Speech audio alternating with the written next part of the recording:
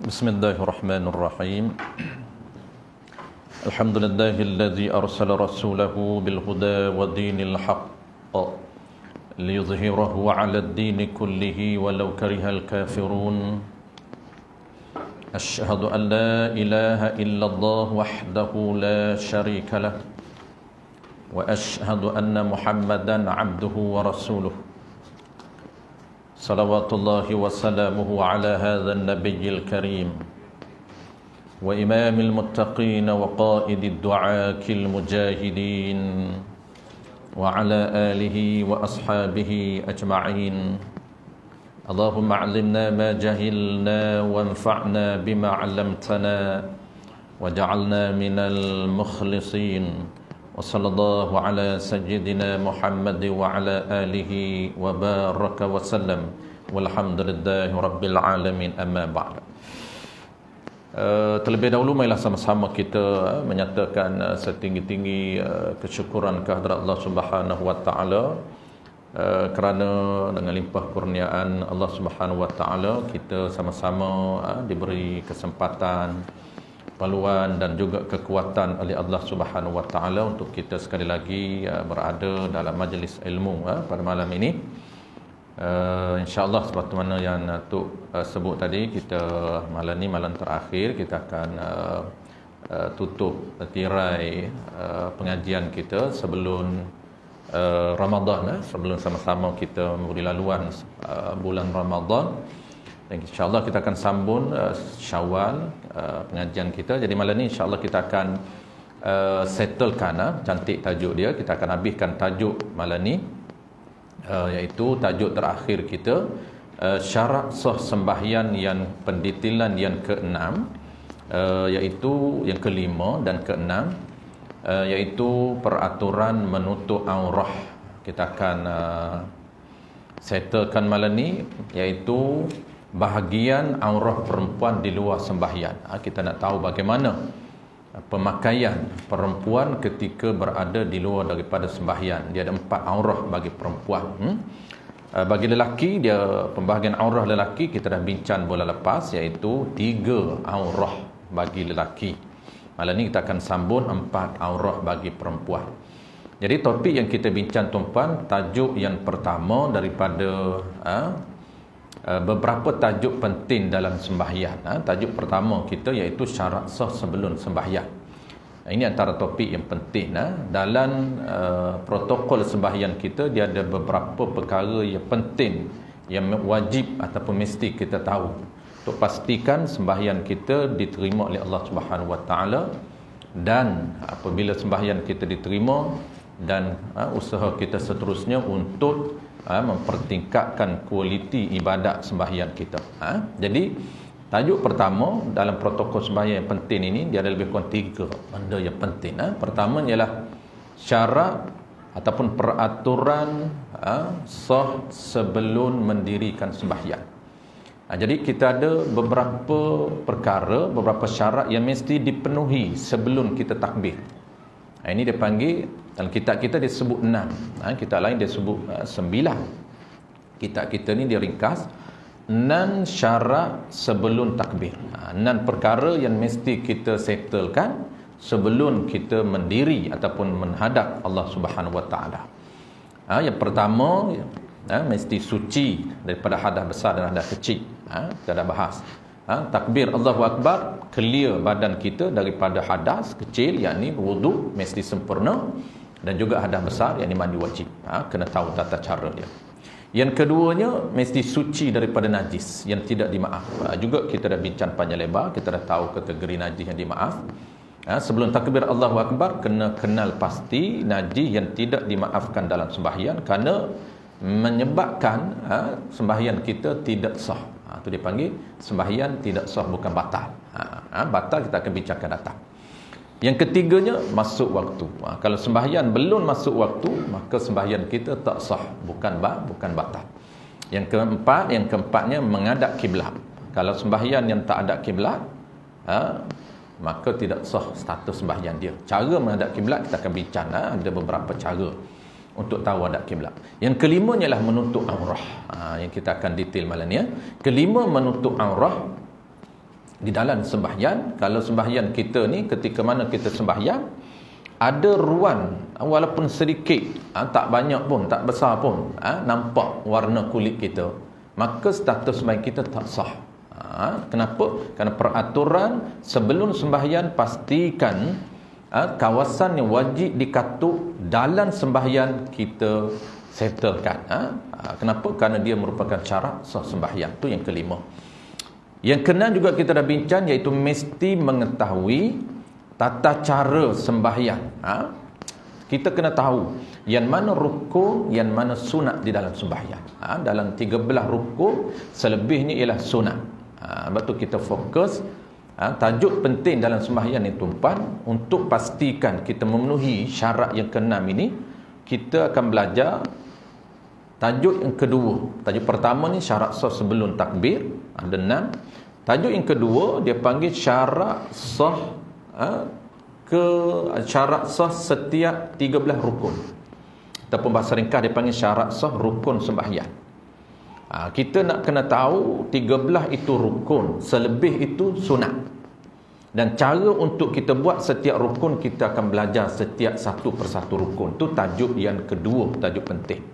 Barulah tajuk yang ketiganya ialah perkara yang membatalkan. Perkara yang membatalkan.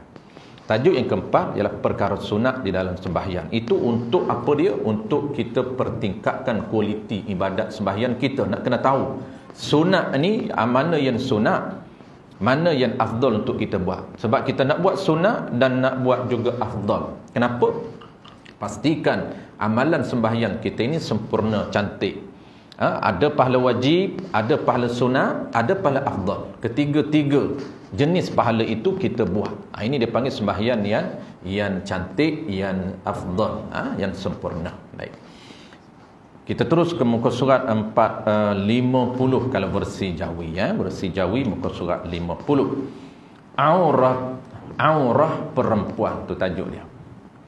Aurah perempuan. Jadi kita bincang aurah dalam sembahyang, tapi musannif ataupun pengarang kitab kita ini tambah info tambahan, iaitu aurah di luar daripada sembahyang sebagai panduan kepada kita. Bukan setakat aurah dalam solat saja kita tahu, tapi kita kena tahu juga aurah di luar daripada sembahyang.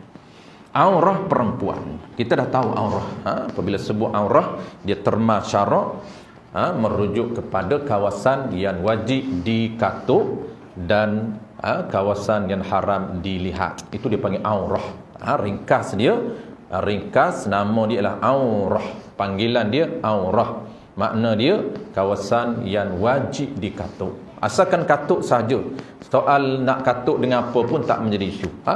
Asalkan tak nampak warna kulit.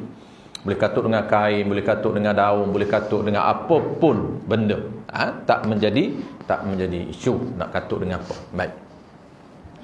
Adapun aurah perempuan dan khunsa. Aurah perempuan dan khunsa sama.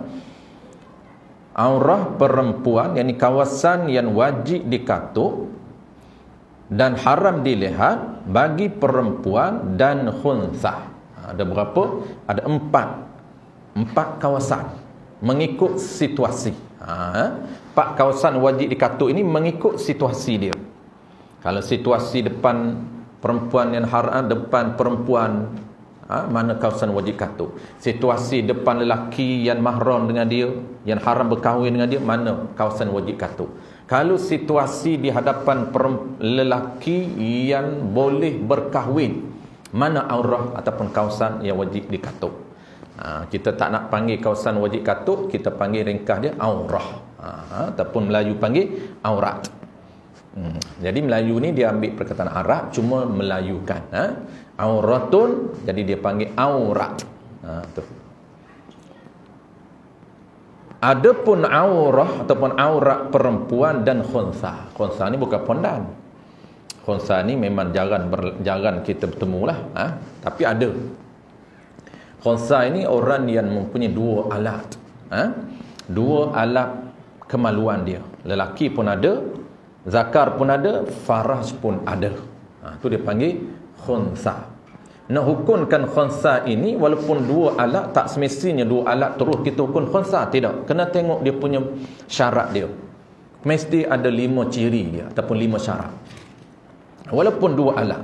Ada yang ada dua alat, perempuan zakar pun ada, khunsa zakar pun ada, farah pun ada, tetapi dihukumkan lelaki. Farah itu dipanggil zaidah, daging yang tumbuh saja, tapi tidak berfungsi. Sebab tu nak hukumkan khunsa ini, pertamanya dia tidak pernah mengandung walaupun sekali seumur hidup, tak pernah mengandung. Yang kedua, tak pernah dia datang haid, tak pernah keluarnya darah haid melalui farah dia, tak pernah keluar. Yang ketiganya, dia kencing tak tentu mana-mana daripada salah satu daripada dua kemaluan. Tak tentu. Maksudnya kedua-dua berfungsi. Sekejap dia kencing melalui zakar, petang nanti dia kencing melalui farah, ataupun setengah jam nanti dia kencing melalui zakar, setengah jam lagi dia kencing melalui farah. Yang keempat pula, keluar mani tak tentu mana-mana satu daripada dua.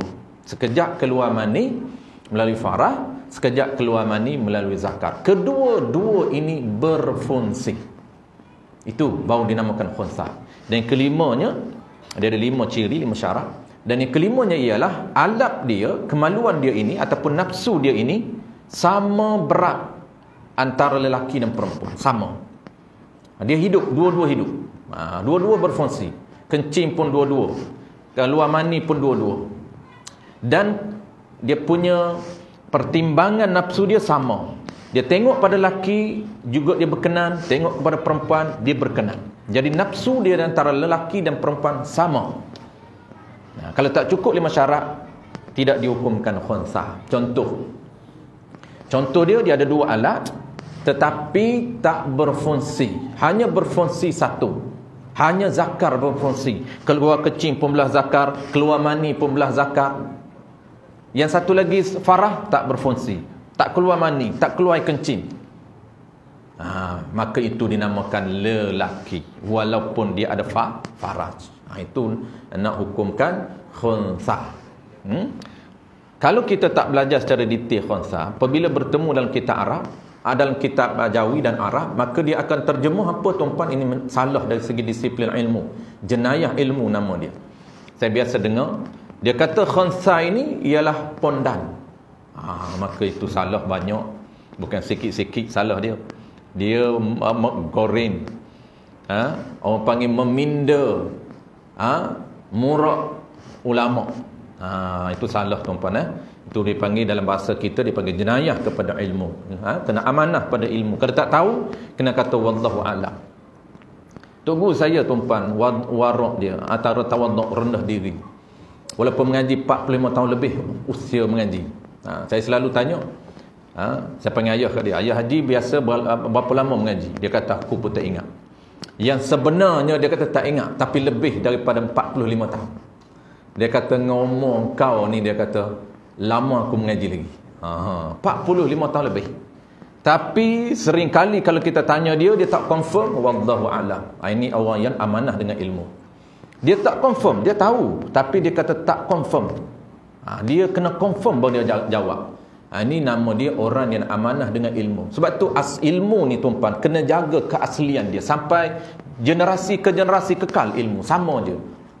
Dengar Tok Guru ni syarah, dengar Tok Guru ni sama je. Tidak ada berbeza. Tapi kalau orang yang tak amanah, dia tak mengaji cara mendalam, cara detail, dia mengaji biasa-biasa, dia bertemu dengan satu-satu perkataan, dia tak tahu tapi dia cuba untuk terjemuh juga. Itu orang panggil orang yang tidak amanah dengan ilmu, akan menyebabkan ilmu ini akan menyebabkan apa dia? Akan menyebabkan terpesuh. Dan orang dengar pun sama, nak 100 nak murid dia akan terjemuh sama dengan dia. Asal dia seorang saja yang tak betul, melahirkan 100 orang lagi tak betul. Itu bahaya. Apabila bertebaran orang tak betul tuan-tuan, yang tak betul jadi betul. Bahaya. Kita mengajar betul ni, ada orang kata tak betul pula. Tu pelik tuan-tuan. Tu bahaya, kena jaga amanah. Di akhir zaman Allah tarik amanah. Pemimpin tidak ada amanah. Guru tidak ada amanah. Orang ahli ilmu tidak ada amanah dengan ilmu dia. Pemimpin tidak ada amanah dengan kepimpinan dia. Bapa tidak ada amanah dengan wilayah yang Allah beri kepada dia. Isteri pun hilang amanah dengan wilayah ataupun panggil tanggungjawab yang Allah beri kepada dia. Masing-masing hilang amanah. Itulah kita duduk di zaman akhir zaman ni tuan-puan, kena cukup-cukup, orang panggil berhati-hati, dan cukup-cukup kuat kena jaga diri kita supaya boleh berada di dalam kerangka syarak. Tu khunsa. Jangan terjemah pondan. Pondan ni memang dia lelaki. Walaupun dia potong alat, tetap lelaki. Contoh dia pergi operate tuan-puan, potong alat, dia buat faraj. Jalan pun lebih lembut pada kita lagi. Tetap lelaki. Tetap kita sentuh dengan dia tak haram, tetap wajib Jumaat atas dia. Boleh salam dengan dia, tetap sama. Dan dia tak boleh bergaul dengan perempuan kerana dia lelaki. Haram dia bergaul dengan perempuan, haram dia bersentuh dengan perempuan, haram dia duduk berkawan dengan perempuan. Ikhtilat dia panggil. Baik. Ada 4. Yang pertama, 4 aurah. Yang pertama, di dalam sembahyang ialah seluruh badannya. Jadi kawasan yang wajib katuk yang pertama tuan-puan, iaitu seluruh badan. Ini kawasan pertama, aurah yang pertama. Aurah pertama bagi perempuan dia ada 4 kesemuanya. Aurah pertama apa dia? Kawasan wajib katuk seluruh badan. Situasinya di mana? Di dalam sembahyang ialah seluruh badan. Satu, situasi dia di dalam sembahyang. Dan yang keduanya ialah di hadapan lelaki ajnabi. Di hadapan lelaki ajnabi. Maksudnya di hadapan lelaki yang sah berkahwin dengan kita. Tak kisahlah sepupu ke, asalkan boleh berkahwin, maka seluruh badan wajib perempuan katuk, melainkan muka dan 2 tapak tangan. Kecuali yang tak wajib katuk di dalam sembahyang dan juga di hadapan lelaki ajnabi, kecuali muka dan 2 pergelangan tangan. Kecuali muka dan 2 pergelangan tangan, tak wajib katuk di dalam sembahyang, dan di luar sembahyang tak wajib katuk, tetapi haram tengok. Dia panggil apa? Dia panggil aurah juga pada makna yang kedua, ma yahrumu nazrahu. Tak boleh tengok tangan perempuan tidak ada hajab, tak boleh tengok muka perempuan tidak ada hajab. Mengekalkan pandang, tu mana tengok. Kekal pandang dia. Kecuali muka dan 2 pergelangan tangan, luar dan dalam. Jadi luar dan dalam. Jadi luar tu dengan makna apa? Luar tangan dan dalam tangan, batin tangan. Luar dan dalam.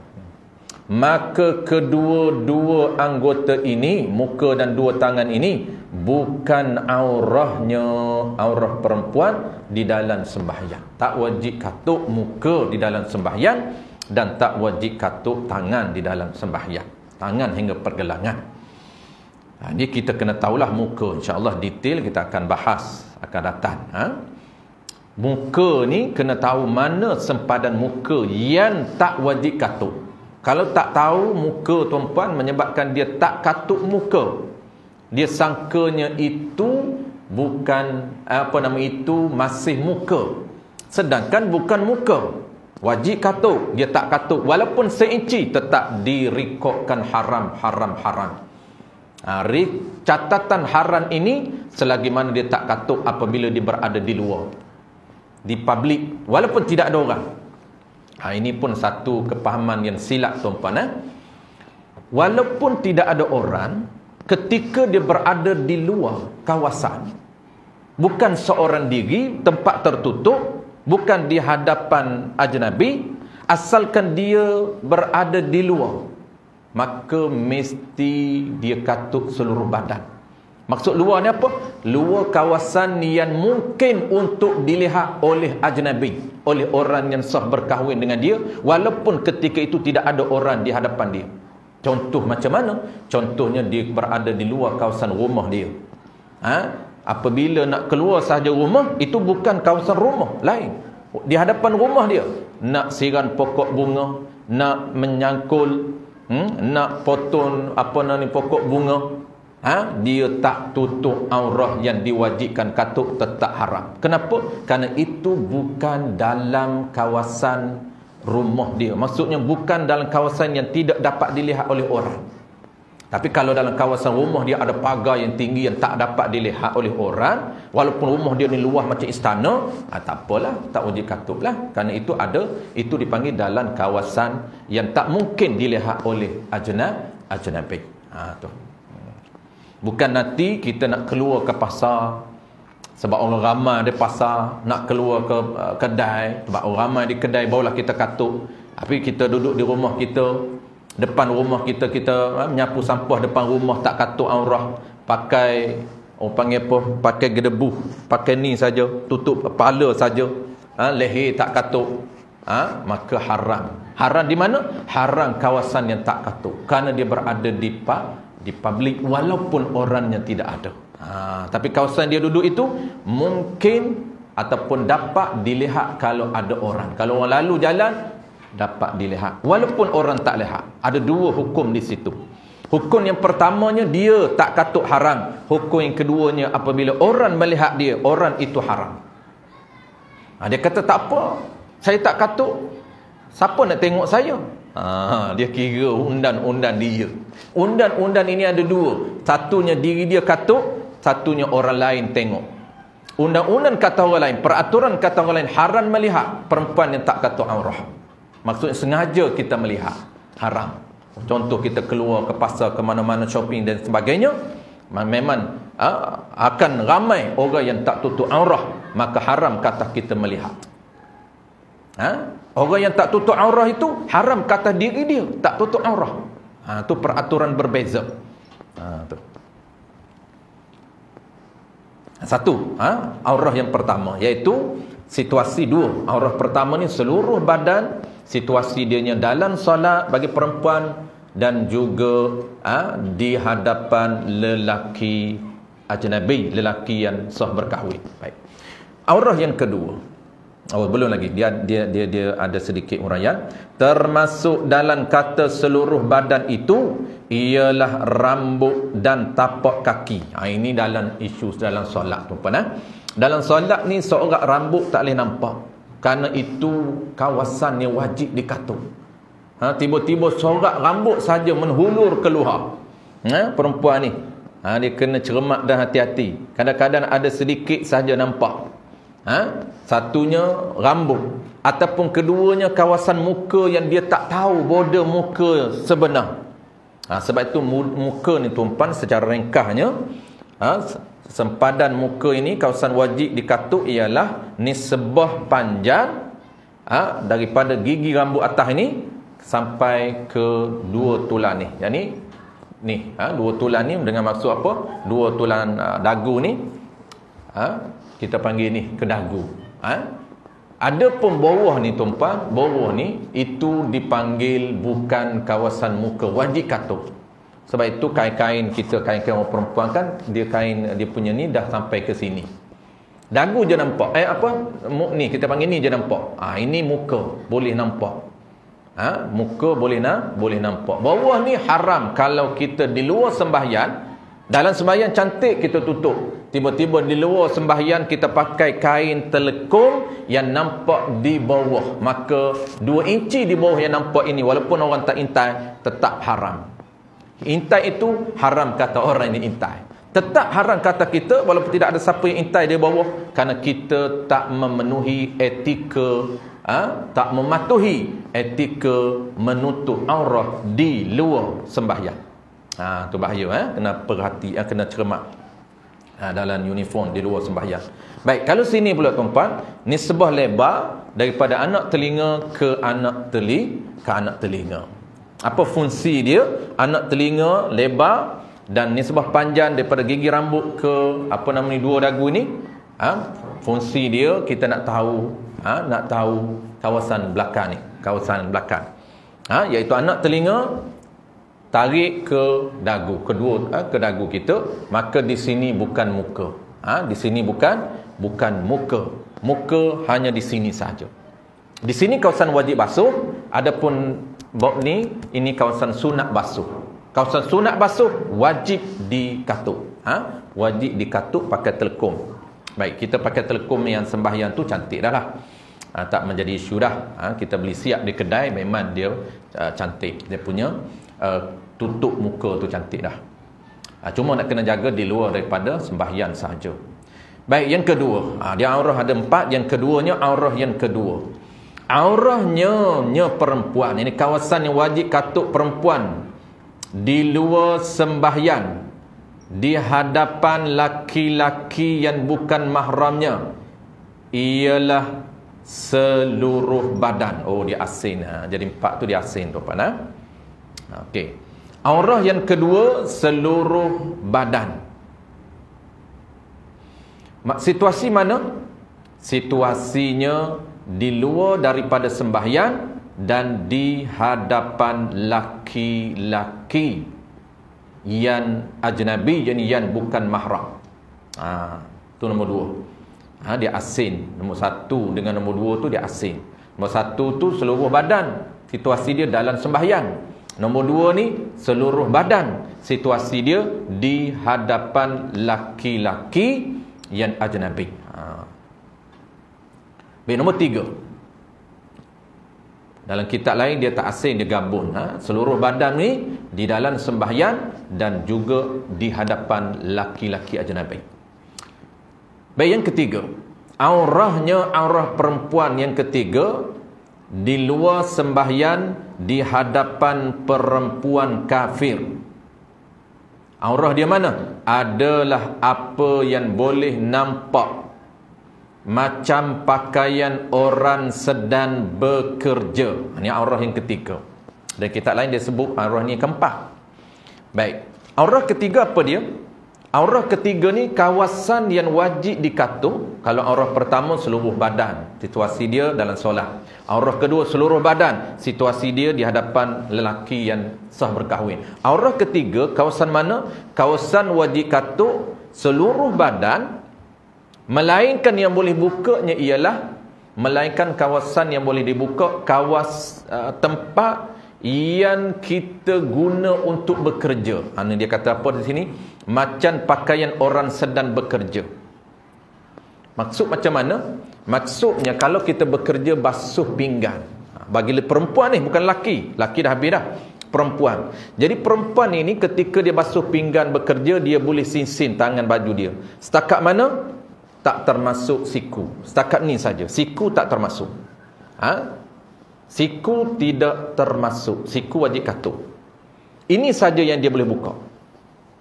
Jadi yang dia boleh buka seluruh badan yang dia katuk, melainkan yang boleh buka ialah kawasan kebiasaan yang dia guna untuk bekerja. Dia boleh sisin. Ini saja. Yang lain wajib katuk. Ni pakai mula daripada atas sampai bawah pakai. Yang wajib katuk yang boleh dibuka ialah mula daripada siku ke depan. Tapi siku tak. Siku wajib katuk. Tak termasuk siku. Situasi dia satu je. Di hadapan perempuan kafirah. Di hadapan perempuan kafirah, perempuan Islam ataupun muslimah, ketika dia berada di hadapan perempuan yang kafir, aurah dia seluruh badan, melainkan yang dia boleh buka ialah kawasan yang biasa dia buka ketika dia bekerja. Ketika kita bekerja, biasa kita buka apa dia? Kita buka, kita sinsin untuk basuh pinggan dan sebagainya, sinsin lengan. Kita boleh sinsin lengan. Ini tak wajib katuk di hadapan perempuan kafirah. Bukan lelaki kafirah. Lelaki kafir. Lelaki kafir sama saja. Lelaki kafir sama dengan lelaki yang ajnabi. Tak ada beza. Yang lelaki ajnabi ni, seluruh badan dia kena katuk. Kalaulah perempuan kafirah dengan muslimah, ada aurah. Dia tak sama muslimah sesama muslimah. Kalau muslimah sesama muslimah, aurah dia sekejap lagi, iaitu pusat hingga lutut. Sesama mereka ni Perempuan sama perempuan ini tak boleh katut seluruh badan, pusat hingga lutut saja. Pakai seluar pendek siapa geng depa nak pergi mengeteh, pergi bersembang sama-sama dia orang lah, jangan campur dengan orang lelaki. Sama-sama dia orang. Geng perempuan semua tak campur lelaki pun. Penjual pun perempuan. Kedai perempuan nak mengeteh juga dia pun. Bukan lelaki je duk mengeteh kedai mamak. Perempuan pun nak juga, dia kata kedai mami. Mami. Semua tak ada mamak pun, semua mami. Boleh pakai seluar aje. Seluar pendek je pakai. Sebab sesama mereka pusat hingga lutut saja. Baru terkejut. Dia kata ini ni makhluk mana ni? Betul dah tu peraturan dia. Tapi perempuan dengan kafir, perempuan muslimah dengan kafirah, dia ada peraturan yang ketat. Tak sama. Nilai di mana? Orang tanya, apa beza dia? Sangat jauh beza dia. Beza dia ialah iman dan kufur. Iman tu mahal. Kerana ada iman dalam hati dia, Islam itu menyebabkan mereka sesama mereka ni tutup pusat hingga pusat saja. Tetapi kalau kufur, kerana mahalnya aurah ini, mulianya aurah ini, martabat perempuan ini tinggi, Allah tak bagi lihat walaupun sesama perempuan. Rambut pun tak boleh buka. Kita hari ni tuan-puan sama-sama geng non-muslim kawan kita, rambut biasa saja, buka rambut ni. Tak buka baju je, malu kata. Bukan kerana syariat, kerana malu, tak dapat pahala apa. Kenapa dia tutup depan non-muslim ni, buka ni saja, buka tudung saja? Kerana dia malu. Kalau ikut dia kata baju aku tak nak pakai. Malu, tak dapat pahala apa. Kenapa kita pakai baju? Kerana perintah wajib. Baru dapat pahala wajib kita tutup aurah. Macam kita datang malam ni tuan-puan, kita pakai baju wajib, kita pakai baju sunat. Maksudnya kita tutup kawasan wajib kerana Allah Ta'ala, kita tutup kawasan sunat kerana Allah Ta'ala, dapat dua pahala. Pahala pakai baju yang wajib, pahala pakai baju yang sunat. Dua pahala rekod catatan apabila kita tahu. Itu penting ilmu tu. Tidak dia jadi budaya saja. Nak keluar pakai baju. Nak keluar pakai baju. Kenapa pakai baju? Takkan tak nak pakai baju. Malu.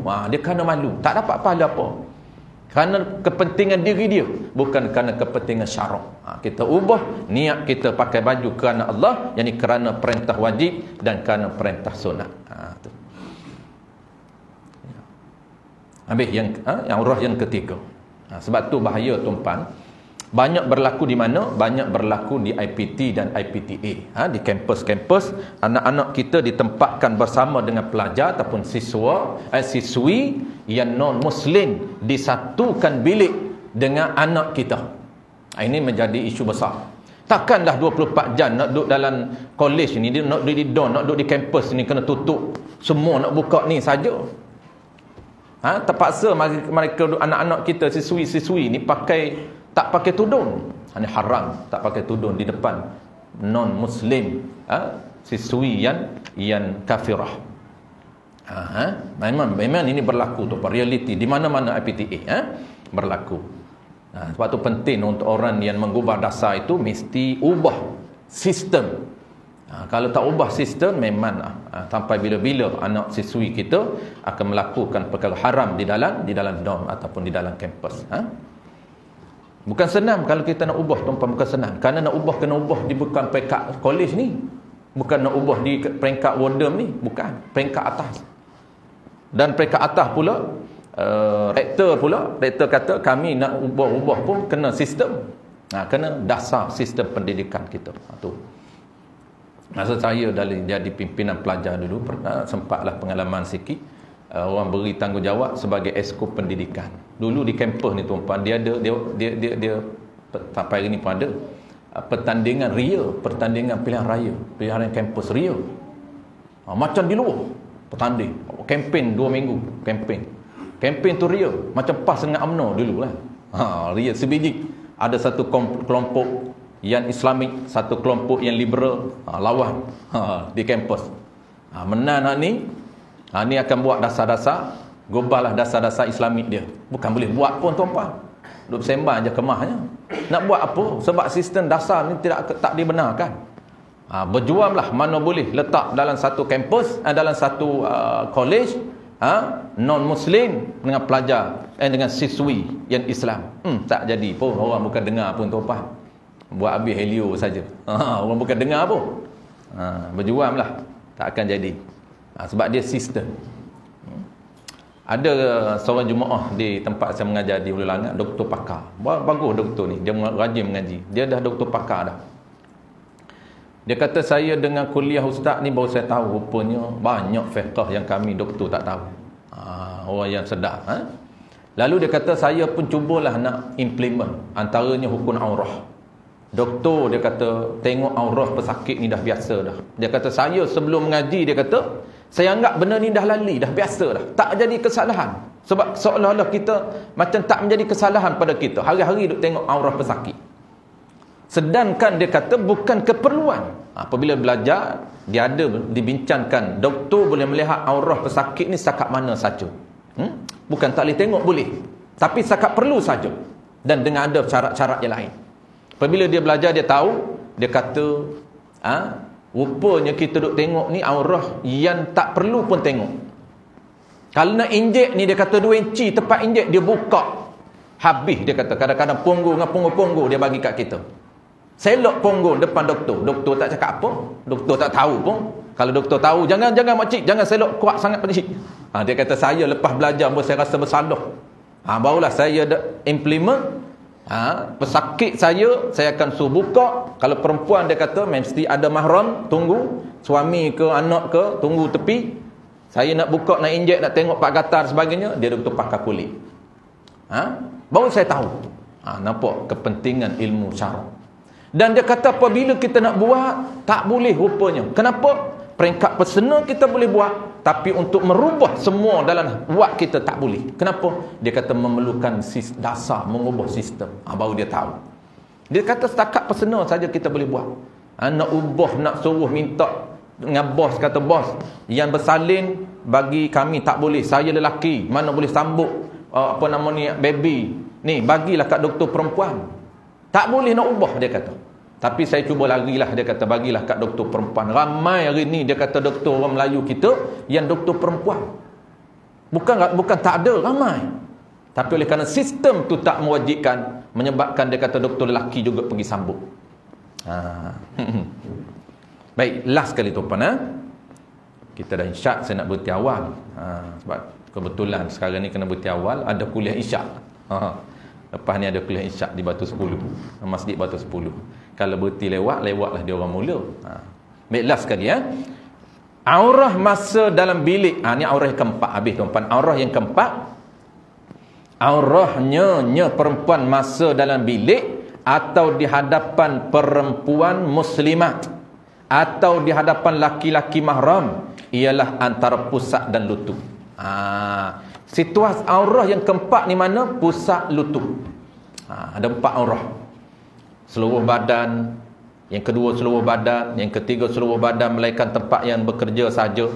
Situasi dia di hadapan perempuan kafirah. Yang keempat, aurah dia pusat hingga lutut. Situasi dia pertamanya ialah di hadapan lelaki mahram.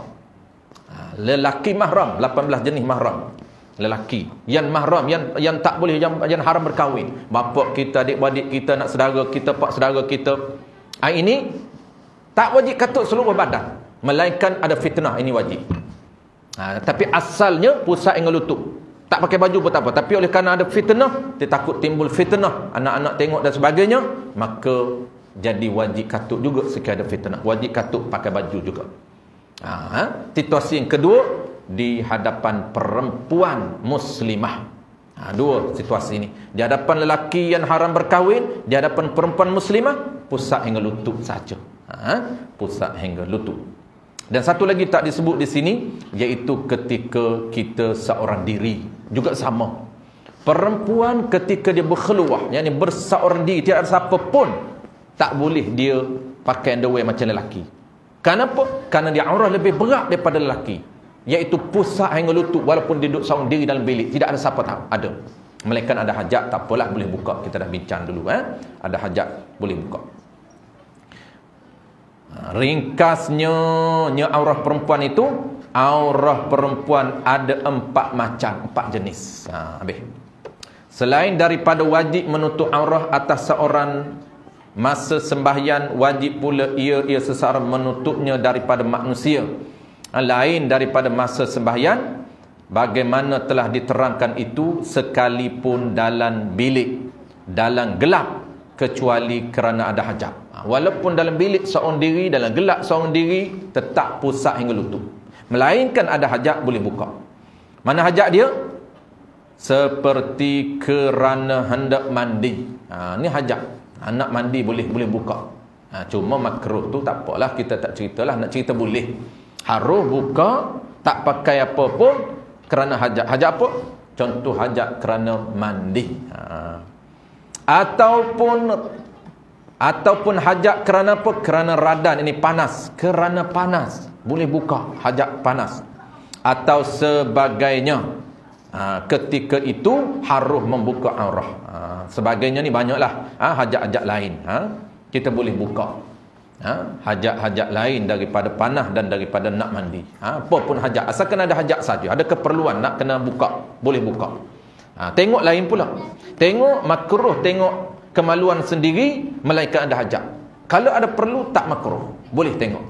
Sama juga. Buka satu isu, tengok isu yang lain. Kalau ada hajat buka, boleh buka, tengok tetap makruh. Tapi kalau ada hajat, tengok tak makruh, harus kita tengok. Nak tengok kemaluan kita, boleh, asalkan ada hajat. Apapun hajat tak menjadi isu. Dalam perkara mengetahui cara-cara sembahyang, iaitu mengetahui yang mana fardu dan yang mana sunat di dalam sembahyang, sekiranya seorang awam, orang yang tidak pandai hukum sembahyang, beriktikad semua pekerjaan baik. Ini tuan-puan, kita nak baca cempak tu boleh, tapi di sini ni saya akan simpan sebelum kita masuk rukun sembahyang. Lagi pula dia ada kaitan dengan rukun sembahyang. Perenggan terakhir saya akan baca selepas daripada kita sambung kembali bulan Syawal ini, selepas Ramadan ini. Kita akan masuk rukun sembahyang. Sebelum saya hurai rukun sembahyang, kita akan sentuh sedikit berkaitan dengan perenggan terakhir, iaitu perbezaan di antara rukun dan sunat dalam sembahyang. Kena tahu apa hukum sekiranya orang sembahyang dengan tak tahu mana wajib, mana perbuatan wajib, mana perbuatan sunat. Kita akan bincang akan datang. Ada beberapa jenis hukum. Sekiranya dia tak tahu semua sunat dan wajib, tapi dia tak iktiqad satu-satu, dia iktiqad semua itu wajib, sah sembahyang dia. Itu salah satu hukum yang kita akan bincang. Cuma dia jangan iktiqad salah saja.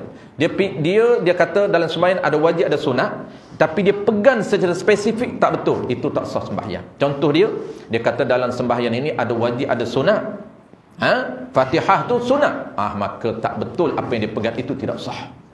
Tapi kalaulah dia kata ada wajib ada sunat, tapi aku tak tahu mana wajib mana sunat, semua dia pegang itu wajib, boleh sah. Dia tersenang cerita pegang wajib semualah. Boleh. Walaupun salah, tapi boleh. Jangan dia i'tiqad ada wajib ada sunat tapi semua aku pegang sunat, itu tidak sah sembahyang dia. Ataupun dia kata ada wajib ada sunat tapi dia pegang satu-satu, itu tak kena. InsyaAllah detail dia akan datang.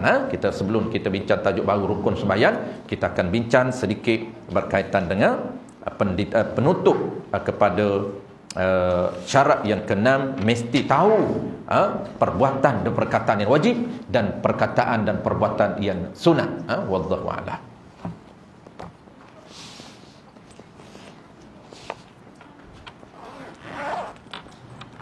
Bismillahirrahmanirrahim. Alhamdulillahirabbil alamin. Wassalatu wassalamu ala asyrafil anbiya'i wal mursalin wa ala alihi wa ashabihi ajma'in. Allahumma faqihna fid din wa 'allimna ta'wil wa ja'alna minal ulama'il 'amilin wa ja'alna minal mukhlisin. Wa sallallahu ala sayyidina Muhammadin wa ala alihi wa baraka wa sallam.